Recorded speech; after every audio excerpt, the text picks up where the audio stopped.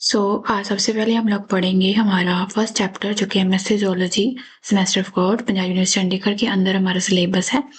उसके अंदर हमारा आता है जू जियोग्राफी, ठीक है, जिसमें हम लोग जो डिस्ट्रीब्यूशन पढ़ते हैं हमारे एनिमल्स की, कि कहाँ कहाँ पर हमारे एनिमल्स प्रेजेंट है हमारी अर्थ पे। जियोग्राफिकली उनकी डिस्ट्रीब्यूशन को हम लोग पढ़ेंगे और उसी को हम लोग जो जियोग्राफी बोलते हैं। The idea of the geography was given by the Psychiater. He divided the continents into the 6 geographical regions. He studied the geographical distributions of the birds. हमारे जो continents हैं उनको इन्होंने 6 continents में डिवाइड कर दिया था जियोग्राफिकल एरिया की कंटेक्स्ट में, ठीक है।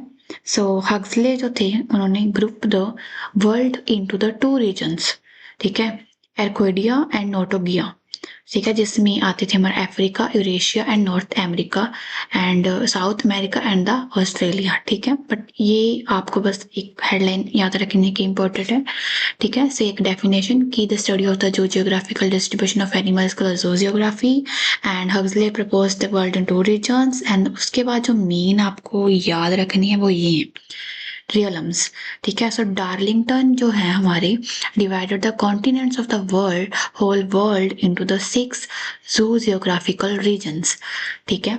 Nearctic region, Palearctic region, Neotropical region, Ethiopian region, oriental region and Australian reason.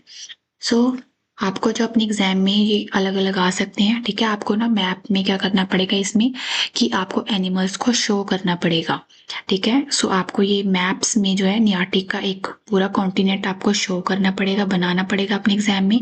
और उस रीजन में, नियार्टिक रीजन में कौन से स्पेशल एनिमल्स पाए जाते हैं वो आपको ड्रॉ करने पड़ेंगे। इसमें जो मेन काम होता है वो मैप का होता है, ठीक है। आपको लिखना है कि उन एनिमल्स की कैरेक्टरिस्टिक्स लिखनी है, ठीक है। नियार्टिक रीजन में जो वेदर होता है वो सारी कंडीशंस भी आपको याद करनी पड़ेंगी इसमें। अब हम इनको एक एक करके पढ़ेंगे, नियार्टिक रीजन, पैलियार्टिक रीजन एंड ये सबको। सबसे पहले हम लोग जो है हमारा जो वर्ल्ड मैप है उस पे हम हमारे इनकी लोकेशंस देख लेते हैं, ठीक है। इनको हमने कितने कॉन्टिनेंट्स में डिवाइड कर दिया था? 6 कॉन्टिनेंट्स में, ठीक है। Nearctic realm, Neotropical realm, Ethiopian realm, Palearctic realm, oriental realm and the Australian realm, ठीक है। आप लोगों को क्या करना पड़ेगा ना, ये मैप्स आप इसे तो याद नहीं करके बनाओगे ना। आप लोगों को स्टेंसिल जो है वो काटने पड़ते हैं, ठीक है। उस पे ड्रॉ करके पहले मैप को, फिर इनको काटना पड़ता है वो स्टेंसिल, देन आप यूज करते हो अपने एग्जाम में वो बनाने के लिए मैप, ठीक है। तो उन पे आपको जो स्पेशल यहाँ के जो ऑर्गेनिजम्स है उनको ड्रॉ करना पड़ेगा, हाईलाइट करना पड़ेगा, ठीक है। मैं एंड में आप लोगों को वो सारी जो अच्छी पिक्चर्स हैं वो भी दिखा दूंगी जो मैंने मेरे खुद के नोट्स हैं, ठीक है। बट ये जो PDF है इसमें जो है वो ब्लैक एंड व्हाइट में तो आपको अच्छे से दिखाई नहीं देंगे। मैं आपको कलरफुल जो है अपने नोट्स वो शो कर दूंगी, ठीक है। ये सबकी जो लोकेशंस हैं देख लीजिए।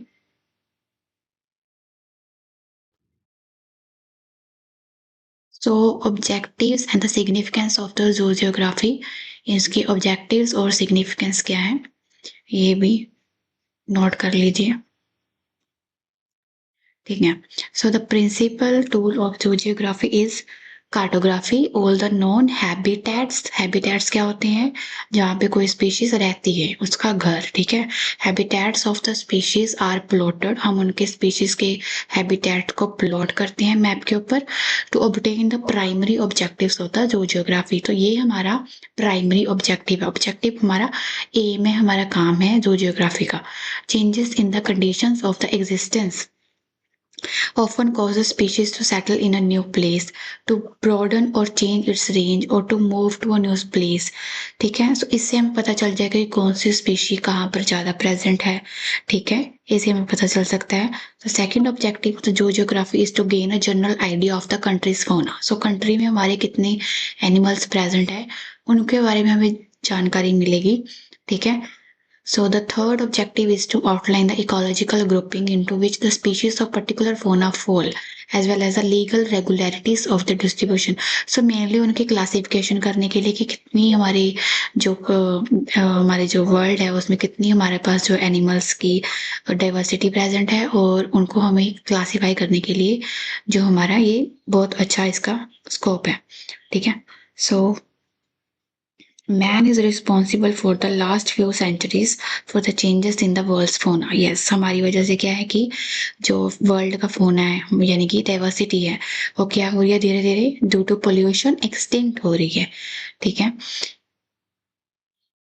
सो मैन का जो है बहुत ही ज्यादा रिस्पॉन्सिबल है। ठीक है, वर्ल्ड के फोना के अंदर चेंजेस आने में। ठीक है, large number of the species are nearly extinct, are declining or changing their ranges because of the man-made changes in the nature. ठीक है, so zoogeography is a very important for understanding and studying the factors in most of the speciation. Speciation क्या होता है कि कैसे कोई new species बनती है। ठीक है, so उसमें भी है जो ये हमारे बिकॉज स्पीशिएशन में हमारा एक मेन फैक्टर आता है कि जियोग्राफिकल डिस्ट्रीब्यूशन। अगर कोई स्पीशीज यहाँ पर प्रेजेंट है, एक स्पीशीज यहाँ पर प्रेजेंट है, तो उनमें एक जियोग्राफिकल डिस्ट्रीब्यूशन आ गया, एक बहुत बड़ा जो है पहाड़ है, जिसकी वजह से ये बहुत टाइम तक जो आपस में इधर नहीं जा सकते और ये इधर नहीं जा सकते। सो क्या है कि इनके अंदर जो रिप्रोडक्टिव जो है रिप्रोडक्शन नहीं होगी आपस में, जिसकी वजह से क्या, चाहे ये दोनों सेम स्पीशीज थी but after the many years, millions of years अगर बीत जाने के बाद जो है क्या होगा कि ये एक अलग स्पीशीज बन जाएगी और ये एक अलग स्पीशीज बन जाएगी। तो स्पीसिएशन का मतलब ये होता है, और उसमें जियोग्राफिकल जो है हमारा एरिया उसका जो बहुत बड़ा रोल होता है। ठीक है, सो geography also has a practical significance for hunting and raising the fur bearing animals, trapping, whaling and the fishing. Okay, तो सबसे पहले हम लोग बात करेंगे इथोपियन रियलम की। सो इथोपियन रियलम यहाँ पर देख लीजिए कहाँ पर है, ये रहा। ठीक है, ऑस्ट्रेलियन रियलम के पास, ओरिएंटल रियलम के पास। ठीक है, इसमें जो ये है हमारा नीचे, ये क्या है हमारा पैसिफिक ओशन, ये सारा। सो इथोपियन रीजन जो है इसमें क्या क्या आता है हमारा, सबसे पहले जो आपको मेन चीजें जो इथोपियन रियलम में याद रखनी है वो क्या है कि इसमें कौन कौन सा एरिया आता है। Africa, Sahara desert, southern part of the Arabia, Madagascar island, ये आइलैंड और बस अरेबिया और डेजर्ट से याद रख सकते हैं। सो द इथोपियन रीजन जो है 4 सब रीजन्स में डिवाइडेड है, ये भी आपको सारा लिखना पड़ेगा। सो ईस्ट अफ्रीकन सब रीजन जिसमें क्या है हमारा अरेबिया प्रेजेंट है और अफ्रीका प्रेजेंट है। ठीक है, ये यहाँ पर जो है आपको मेनली बस ये लिखना है, 1 2 4 एनिमल्स के नाम लिख देना, जैसे कि डेजर्ट में और हमारे अफ्रीका में कौन से एनिमल्स पाए जाते हैं। तो डेजर्ट से आप याद रख सकते हो, हमें पता है कि कैमल होता है, ओस्ट्रिच होता है, तो ये दोनों याद रख लीजिए, इनको लिख देना यहाँ पे। So West African sub region जो हो गया हमारा, this region shows the thick forest. ठीक है, so river Congo is included in this region, ये रिवर का नाम जरूर लिख देना। So this region shows a heavy rainfall, अब फॉरेस्ट है तो वहां पर रेनफॉल तो होगी। ठीक है, सो यहाँ पर आप लिख देना एलिफेंट्स, पैंथर एंड लायंस। ठीक है, देन है साउथ अफ्रीकन सब रीजन, यहाँ पर जो पिक्युलर फोना है जैसे कि मोल्स। ठीक है, एंड अफ्रीकन लंगफिश, ये है जो इम्पोर्टेड है, ये आपको मैप पर भी ड्रॉ करनी है, अफ्रीकन लंगफिश।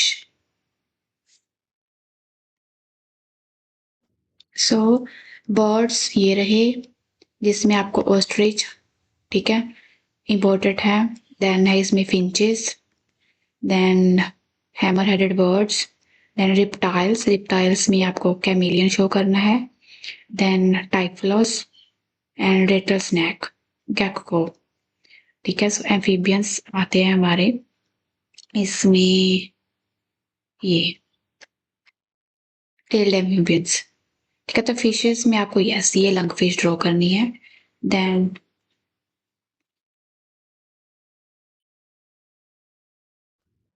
तो सबसे पहले हमारी लंग फिश ही आ गई है, सो प्रोटोपेरेरस।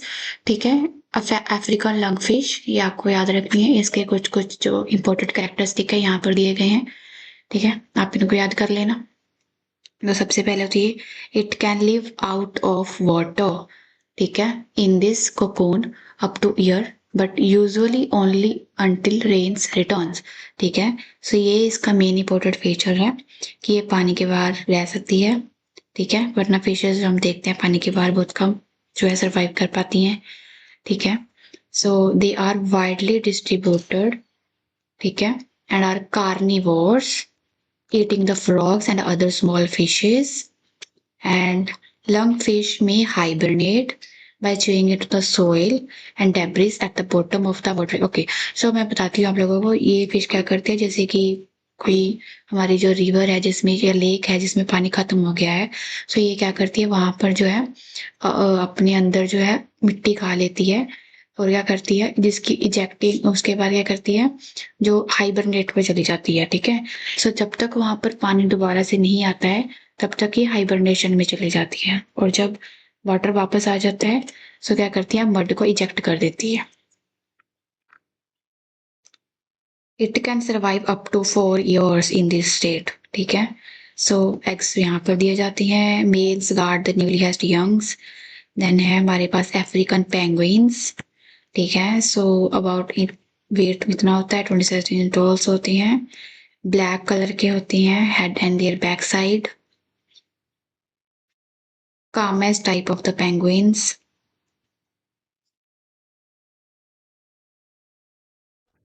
सो गाइस अभी मैं आप लोगों को ये पूरी पीडीएफ ऐसे ही दिखा दी हूँ, ठीक है, बिकॉज आप पढ़ लेना, आप खुद से देख लेना कि इसमें कौन कौन से इंपॉर्टेंट पॉइंट्स हैं, ठीक है। वैसे आपको एक जैसे अब लाइन के आपको फीचर्स पता ही है ना कि लाइट येलो ब्राउन को कलर्स तो सबके सेम ही रहती है, मेनली जो करेक्टरिस्टिक्स है जो मेन फीचर्स हैं वो सबके जो होते हैं मेन वही रहते हैं। सो आपको वही लिखनी है, ठीक है, इसमें ज़्यादा वो आपको टेंशन लेने की ज़रूरत नहीं है कि आपको यही याद करने हैं, नहीं, ठीक है। सो आप मेन बस आपको एनिमल्स के नाम पता होने चाहिए और एक थोड़े बहुत उनके कैरेक्टरिस्टिक याद रख लेना। सो आप देख लो यहाँ पे, अब मैं आपको शो करती हूँ, आप देख लेना कि आपको कौन सी लिखनी है कौन सी नहीं लिखनी है।